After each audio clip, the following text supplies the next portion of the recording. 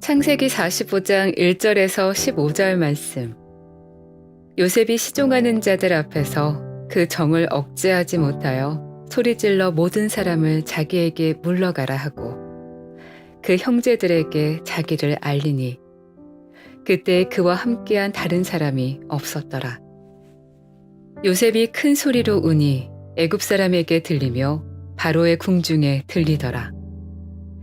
요셉이 그 형들에게 이르되 나는 요셉이라 내 아버지께서 아직 살아계시니이까. 형들이 그 앞에서 놀라서 대답하지 못하더라. 요셉이 형들에게 이르되 내게로 가까이 오소서. 그들이 가까이 가니 이르되 나는 당신들의 아우 요셉이니 당신들이 애굽의 판자라.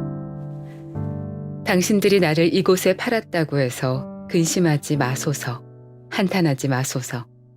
하나님이 생명을 구원하시려고 나를 당신들보다 먼저 보내셨나이다. 이 땅에 2년 동안 흉년이 들었으나 아직 5년은 밭갈이도 못하고 추수도 못할지라.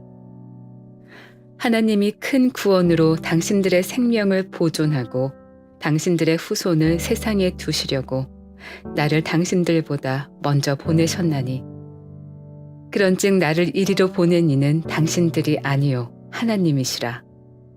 하나님이 나를 바로에게 아버지로 삼으시고 그 온 집의 주로 삼으시며 애굽 온 땅의 통치자로 삼으셨나이다.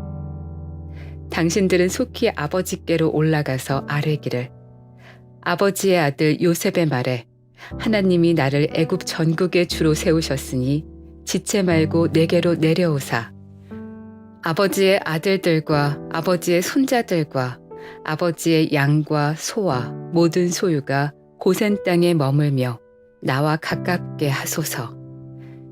흉년이 아직 5해가 있으니 내가 거기서 아버지를 봉양하리이다.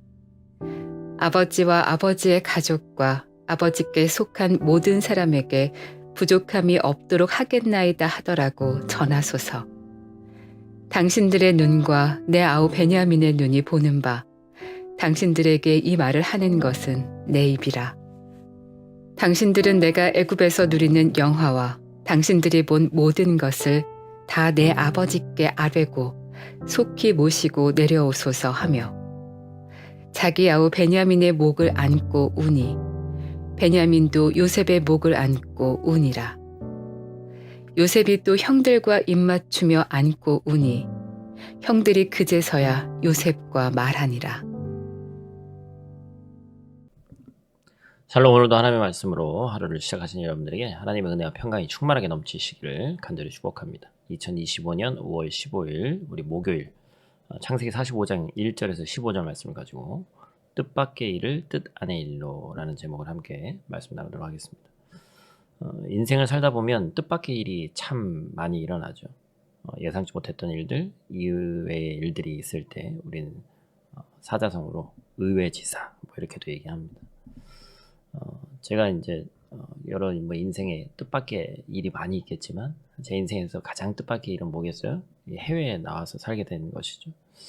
도대체 무슨 생각으로 와서 나는 살고 있을까? 이제 최근에 신방하면서 또 새롭게 뵙는 분들에게도 그런 소리 듣죠. 목사님 어떻게 하다가 나오게 되셨냐? 이런 얘기 참 많이 듣죠.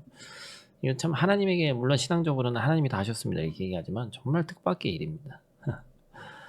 그러나 하나님을 믿는 우리 신앙인에게는 사실 뜻밖의 일이라는 것은 존재하지 않죠. 모든 것이 하나님의 섭리와 계획 안에 있기 때문에 그렇습니다. 그리고 복음은 그 하나님의 뜻이 무엇인지를 드러내는 것이죠. 저는 오늘 이 아침 이 요셉의 이야기를 통해서 하나님의 섭리가 드러나는 이 복음에 대해서 우리가 함께 말씀 나누고자 합니다. 우리가 함께 본 이 창세기 45장 1절에서 15절 장면은 요셉 이야기의 가장 정점이죠.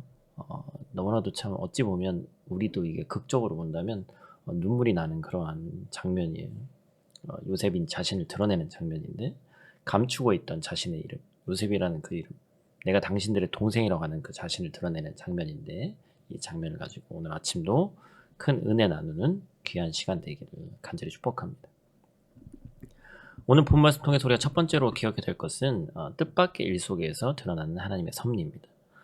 본문을 보면서 창세기에 나오는 여러 형제들의 화해 이야기가 나오는데 우리가 큐티하면서 지나온 본문 중에 비슷한 형제들의 화해 이야기가 나오죠. 바로 야곱과 에서가 만나는 장면인데 여기에 야곱의 자녀 중에 유일하게 등장하는 인물이 있습니다. 바로 창세기 33장 2절 말씀, 여종들과 그들의 자식들은 앞에 두고 레아와 그의 자식들은 다음에 두고 라헬과 요셉은 뒤에 두고. 참 이 야곱이라는 사람은 철저하게 편애했던 사람이에요. 그죠? 그래서 이 제일 어린 막내 이 요셉이 사랑하는 아내 라헬과 함께 제일 뒤에 있잖아요. 그죠? 제일 앞에 있으면 위험하니까. 이 어린 요셉이 아버지가 화해하는 장면을 봤단 말이에요.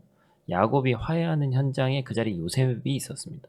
그때 아마 이 요셉은 어느 정도 걷고 절할 수 있는 이 나이였던 것 같아요. 야곱 역시 뜻밖의 일들로 삼촌 라반의 집에서 얼마나 힘들었습니까? 형을 피해서 온 세월 동안 뜻밖의 속임과 어려움이 그의 삶을 덮었죠. 그러나 하나님께서는 야곱이 생각했던 것과는 다른 방법으로 에서와의 화해를 허락하셨습니다. 다른 형제들이 있었지만 요셉도 어린 나이에 그 장면을 같이 보고 목을 어금맞추고 입 맞추면서 우는 장면을 생생하게 보여주셨죠. 여기서 이 어린 요셉은 어찌 보면 이 하나님의 섭리에 대해서 처음으로 느꼈을 거예요.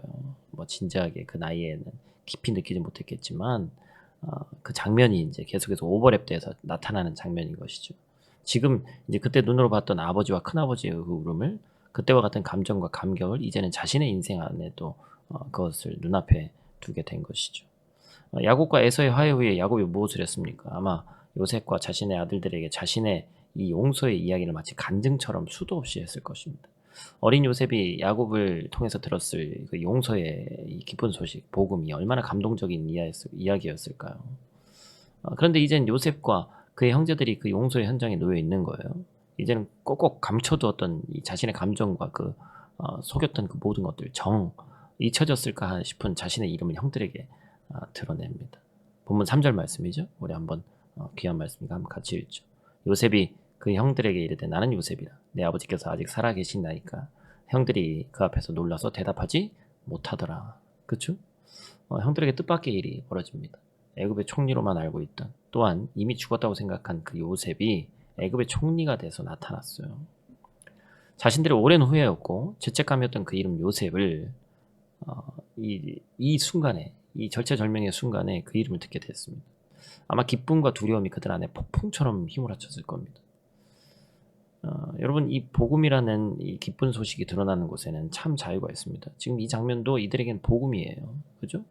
여러분, 복음은 드러나게 만들고 복음을 통해 하나님의 뜻을 나타내십니다. 결국 꿈으로 인해서 깊은 갈등을 겪었던 이 가정에 그들의 형제 안에 다시 한번 그들의 오랜 문제가 드러나면서 오랜 후회와 죄책감 그리고 두려움이 드러납니다.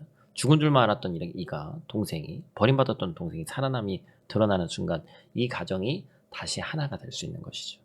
사랑하는 여러분, 복음이 드러나는 곳에, 복음이 있는 곳에 하나됨이 있는 줄 믿습니다. 오늘 하루 복음을 듣고 또한 복음을 들고 사는 여러분의 모든 가정이 이러한 용서와 하나됨이 있기를 주님의 이름으로 간절히 축복합니다. 본 말씀 통해서 우리가 두 번째로 기억해야 할 것은 고난과 갈등을 형통으로 바꾸시는 이 하나님의 복음에 대한 내용입니다. 요셉은 근심하는 형들에게 이렇게 이야기하죠. 5절 말씀입니다. 당신들이 나를 이곳에 팔았다고 해서 근심하지 마소서, 한탄하지 마소서. 하나님의 생명을 구원하시려고 나를 당신들보다 먼저 보내셨나이다. 근심하지 말고 한탄하지 말라고 얘기합니다. 복음은 근심과 한탄을 형통과 평안으로 바꾸는 능력이 있다는 거예요. 어렸을 때 교회 학교에서 이 요셉을 배울 때 우리가 뭐에 중점을 맞췄죠? 바로 꿈꾸는 자, 꿈쟁이 요셉이었습니다. 그의 별명이 마치 꿈이 요셉의 대명사 같았죠. 근데 오늘 본문 말씀 보면서 이루어진 그 꿈 너머에 요셉의 고백 속에서 느껴지는 것은 그가 단순한 꿈쟁이가 아니었다. 이미 꿈은 이루어졌죠. 요셉은 꿈쟁이 이상의 사람이었습니다. 꿈에 매여 사는 것이 아니라 꿈이 이 갈등의 시작점이었는데 요셉의 인생에서 일평생 그를 따라다닌 것은 꿈이 아니라 하나님과 동행함, 다시 말해서 하나님과 형통함이었죠. 하나님의 형통함. 일평생 꿈을 쫓아 사는 것이 아니라 하나님과 함께하는 삶을 살았습니다. 요셉이 그 형통함을 가지고 이제 근심과 한탄과 깊은 갈등의 두려움을 마주하는 거죠. 그리고 놀란 형제들에게 이렇게 얘기합니다. 7절 말씀. 하나님이 큰 구원으로 당신들의 생명을 보존하고 당신들의 후손을 세상에 두시려고 나를 당신들보다 먼저 보내셨나니. 이거 얼마나 대단한 깨달음이에요. 이해가 안 됐던 거죠. 자기 인생이. 지금은 이제 너무나 높은 자리에 올라가 있지만 높은 자리에 그냥 앉히시려고 했나? 나중에 이런 출세하게 하려고 했나? 그 정도 이유가 아니었던 거예요. 그죠? 완벽한 하나님의 섭리를 깨달았습니다. 자신의 삶에 일어난 내가 꾼 꿈들과 다른 이의 인생의 일들, 그 모든 뜻밖의 일들이 결국 뜻 안의 일이었다는 것을 아는 요셉은 이 모든 갈등을 하나님이 하셨다. 당신들의 생명을 구원하기 위해서 나를 당신들보다 먼저 보냈다는 고백으로 선포하는 겁니다. 여러분, 창세기에서 볼 수 있는 정말 위대한 고백인 것 같아요. 그죠? 이 고백이 자신이 겪은 엄청난 뜻밖의 일들과 고난과 순환이 많은 생명을 구원하기 위한 하나님의 뜻이라는 것, 이것을 깊이 묵상하다 보면 여기 바로 예수님의 어떤 표상이 드러나죠. 그죠? 즉 하나님께서 자신보다 앞서 아들 예수를 세상에 보내신 이야기, 온 인류의 생명을 구원하기 위해서 스스로 십자가에서 고난을 받은 예수 그리스도의 복음의 진리와 일맹상통하기 때문에 우린 요셉의 사건을 예수 그리스도의 예표가 된다라고 표현을 하죠.